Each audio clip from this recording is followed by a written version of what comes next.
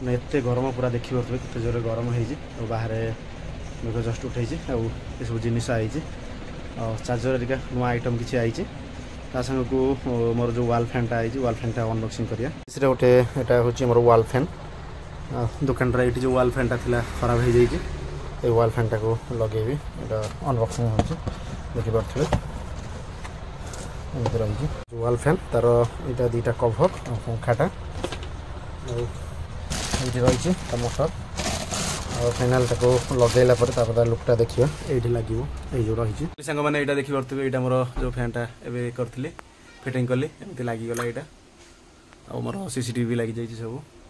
ଏଇଟା ପୁରା ଦେଖିପାରୁଥିବେ ଆମର एसीसी रहा फैन पूरा फाइनाल लुक आसीगला तार जिनिस भी आसीगला चार्जर आइटम हरिका नुआ एमती सब जिनिस हरिका सब बैटेरी हरिका ताको सब लगेदेली। सब मैंने मो वीडियो जब भल लगुए लाइक शेयर सब्सक्राइब करें और कमेंट कर जनइबे। आउ फैनटा केमती थिला आउ दुकान मो जिनिस सब केमती अच्छे। जय जगन्नाथ।